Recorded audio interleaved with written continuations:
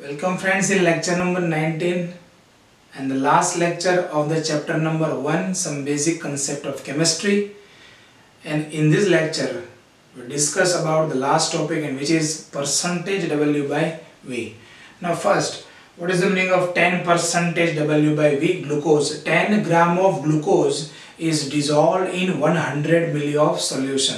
From this statement you can derive weight of solute is equal to 10 gram, volume of solution is equal to 100 milli, but you cannot derive weight of solvent या फिर volume of solvent, because here a physical quantity weight and here a physical quantity is volume. Okay, तो यहाँ weight में से volume को हम minus नहीं कर सकते हैं, ठीक है। तो यहाँ मेरे को वॉल्यूम ऑफ सॉल्वेंट या फिर वेट ऑफ सॉल्वेंट नहीं मिलता है, ये आप लोग याद रखना बराबर से।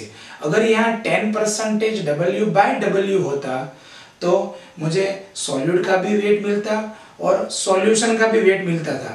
तो सॉल्यूशन के वेट में से सॉल्यूट के वेट को अगर मैं माइनस कर देता था तो मेरे को क्या मिलता था, वहाँ वेट ऑफ सॉल्वेंट आसानी से मिलता था, लेकिन यहाँ नहीं मिलता, ठीक है, याद रखना। Next, 5% W by V urea mean 5 gram of urea dissolve in 100 milli of solution. Weight of solute 5 gram, volume of solution 100 milli. Okay, and the last one is 6% W by V NaOH means 6 gram of NaOH is dissolved in 100 milli of solution. Again last बार बता रहा हूँ, weight of solute is equal to 6 gram and volume of solution is equal to 100 milli. और यहाँ हम volume of solution में से weight of solute को minus करके वॉल्यूम ऑफ सॉल्वेंट या फिर वेट ऑफ सॉल्वेंट नहीं निकाल पाते हैं। ओके, लिख लो।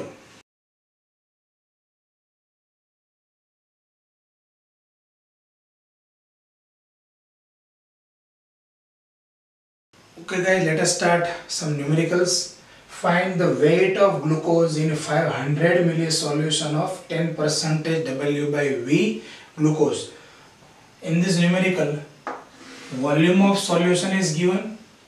I have to find weight of glucose and 10% W by V glucose is given data. Now put all these value in the formula, you can get the answer. Percentage W by V is equal to 100 into W divided by volume of solution. In place of percentage W by V, we used 10. 100 into W I have to find, and in place of volume of solution we used 500. Okay, and so my answer is W is equal to 50 gram glucose. Clear? Next, find W by V of solution if 15 gram urea is dissolved in 300 milli solution of urea. Again in this numerical, 15 gram urea means weight of solute is given. 300 milli solution of urea means volume of solution also given, and I have to find percentage W by V. Simple, put all this value in the formula. Percentage W by V is equal to 100 into W divided by volume of solution. So 100 into 15 divided by 300, and your answer is 5% W by V. These are the very simple numerical based on percentage W by V. Okay, लिख लो।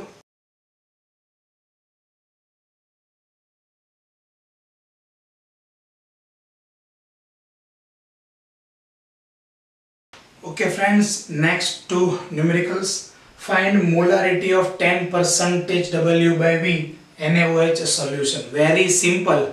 अब आपको सिर्फ यही लिखना है, what is the meaning of 10% W by V NaOH. 10 gram NaOH is dissolved in 100 milli of solution. So यहाँ से आपको दो डेटा मिल गया.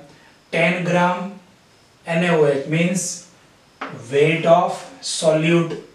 100 milli of solution means V milli.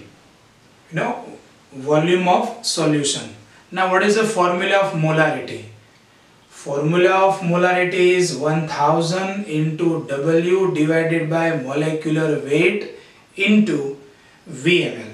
Okay, now put the values in this formula. 1000 into 10 gram divided by molecular weight of NaOH is 40 and volume of solution is 100 milli. And very simple, you got the answer 2.5 molar. तो इस तरह से अपन ने यहाँ percentage W by V को molarity में कैसे convert किया जाए ये मैंने आपको पढ़ाया. ओके, यही topic same fundamental. Next example. Okay, for practice. Find molarity of 20% W by V NaCl solution. Now first of all, what is the meaning of 20% W by V NaCl? 20 gram of NaCl is dissolved in 100 milli of solution. Okay, so W of solute is equal to 20 gram. Volume of solution is equal to 100 milli. Put this value in the formula of molarity. Molarity is equal to 1000 into W divided by molecular weight into VmL of solution. Then is equal to 100 into 20 divided by 58.5, which is the molecular weight of NaCl, into volume of solution 100, and you got the answer 3.4188 molar. So very simple numerical है, लिख लो.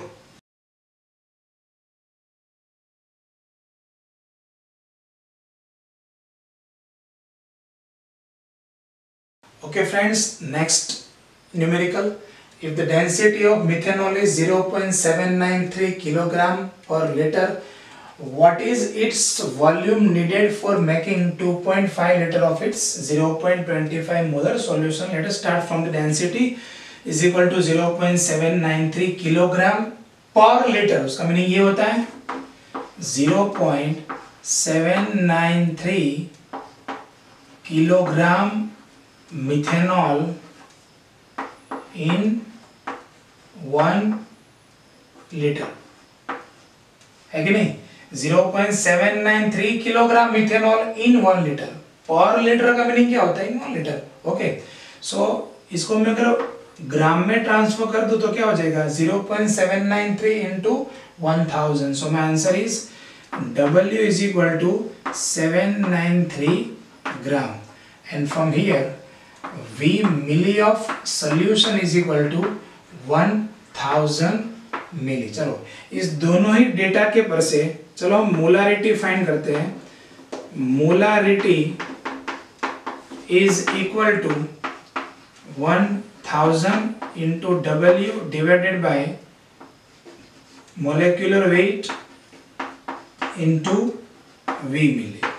सो 1000 into 793 divided by molecular weight of methanol is 32 and V milli of solution is 1000 milli, and so answer is 24.78 molar. चलो मेरे पास जो solution था उसकी molarity कितनी मिली? 24.78 molar. Okay, now अब question आगे पढ़ो. What is its volume?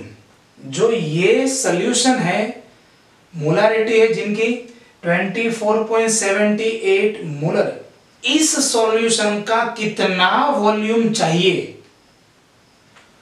For making 2.5 litre of its 0.25 molar solution?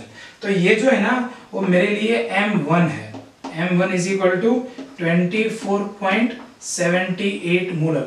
अब ये जो सॉल्यूशन है उनका वॉल्यूम कितना होगा जिसके पर से मैं 2.5 लीटर यानी कि V2 is equal to 2.5 litre and molarity is equal to 0.25 molar, ये सॉल्यूशन बना पाऊंगा। तो simple V1 is equal to M2 V2 and so V1 is equal to M2 V2 divided by M1. Put the values. M2 is equal to 0.25 into V2 is equal to 2.5 divided by 24.78 and so answer is 0.0522 litre. Okay, अगर इसको मैं मिली में transfer कर दूं तो answer क्या आ जाएगा 25.22 मिली। तो 25.22 मिली वॉल्यूम 24.78 मोलर सॉल्यूशन का हम लेंगे तो हमें क्या मिल जाएगा 2.5 लीटर ऑफ 0.25 मोलर सॉल्यूशन। तो बहुत ही आसान एमसीक्यू है लेकिन बहुत आईएमपी भी है। सो इसको 2-3 बार समझो, नोटबुक में लिख के प्रैक्टिस करो। ओके, लिख लो।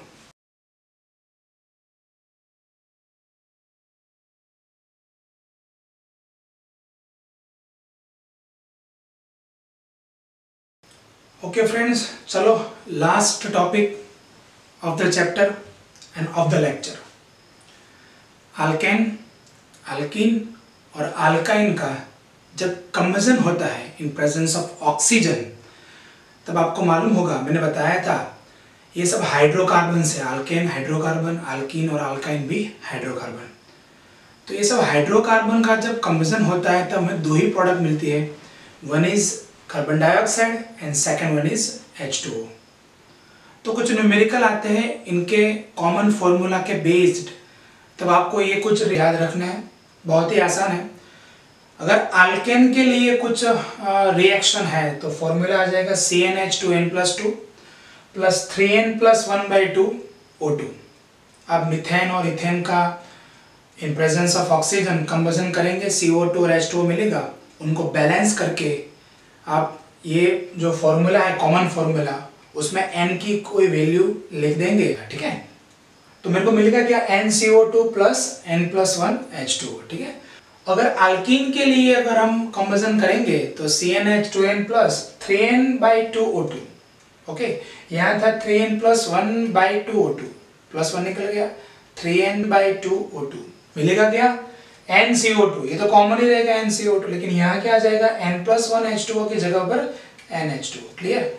नेक्स्ट फॉर अल्काइन, अल्काइन का अगर हम कंबसन करेंगे, इनका कॉमन फॉर्मूला है CnH2n-2 प्लस 3n-1/2। यहाँ 3n+1/2 था, एक निकल गया 3n/2 और एक निकल गया 3n-1/2 O2। क्लियर। यहाँ तो NCO2 ही मिलेगा, लेकिन यहाँ क्या हो जाएगा n-1 H2O, n+1 H2O, NH2O, n-1 H2O। अगर आपको मालूम है कि अल्केन है, अल्कीन है या फिर अल्काइन है, तो आप आसान से ये तीनों ही कॉमन फॉर्मूला को आधार बनाकर न्यूमेरिकल को सॉल्व कर सकते हैं।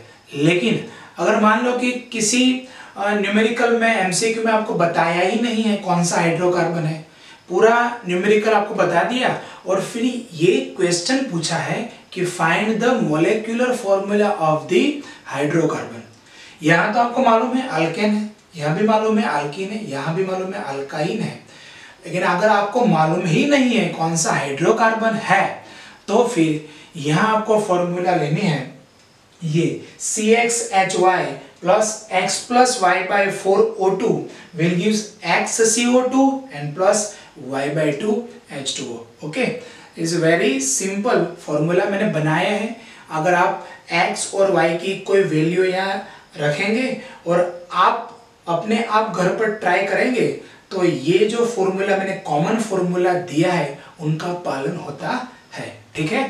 तो this is the common combustion reaction for the any of the hydrocarbons CxHy plus x plus y/4 O2 will gives XCO2 and plus Y/2H2O। तो इस तरह chapter number 1 11 science some basic concept of chemistry, पूरा chapter सभी fundamental topics मैंने यहाँ complete किए। Okay, bye bye.